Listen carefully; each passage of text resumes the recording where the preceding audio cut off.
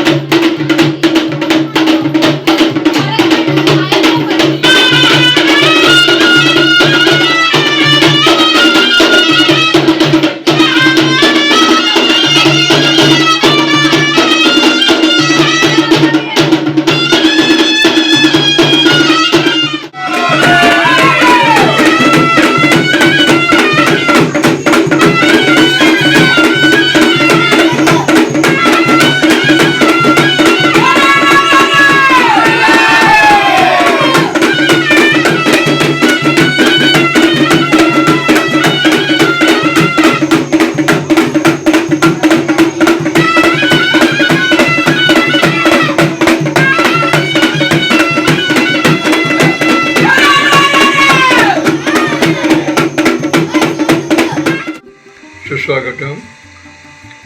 आमच्या तुलाटदेवी पंचपाखाळीचं मंदिर हे धावीदेव मंदिर शाश्वत मंदिर आहे.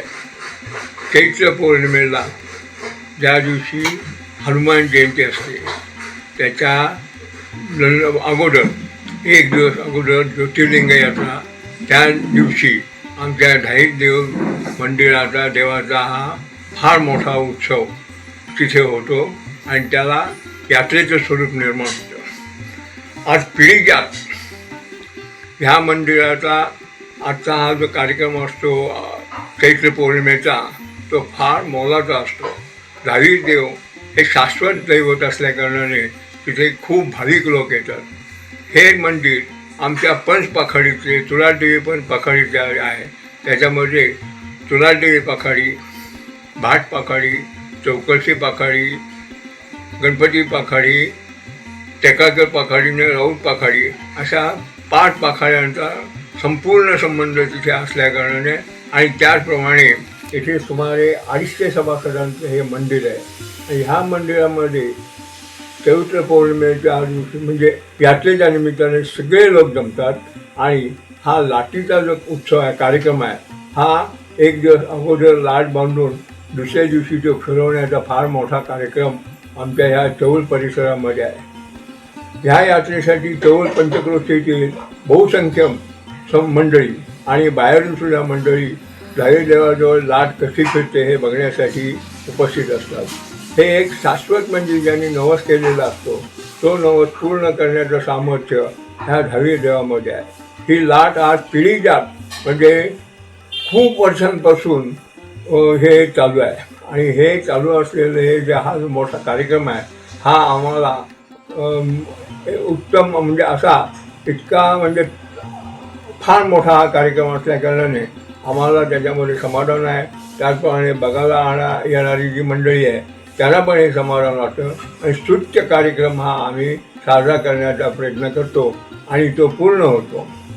इथे ह्या धावीर देवाचे हे जे रक्षक असतात त्यांच्यासाठी मान म्हणून त्या लाटीवर एक म्हणजे हे आहे, हे पूर्वपार चालू असलेले हे जे पिढीजात मेंढा फिरवण्याची पद्धत आहे. ही फिरवून मग रात्री जीप लागल्यानंतर तिथे ह्या म्हणजे ज्या धावी देवाचे जे रक्षक असतात त्यांना मान दिला जातो आणि त्या मानाचा प्रसाद सर्व ग्रामस्थ मंडळी रातोरात करून तिथेच भक्षण करून सगळा हा कार्यक्रम निर्विघ्नपणे पाडतात.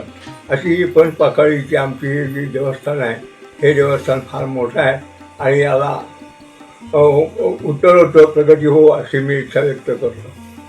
धन्यवाद.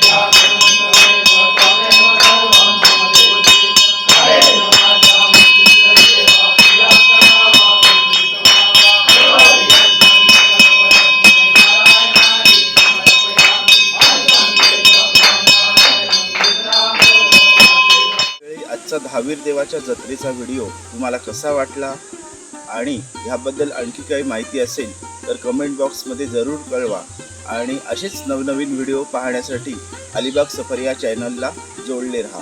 धन्यवाद.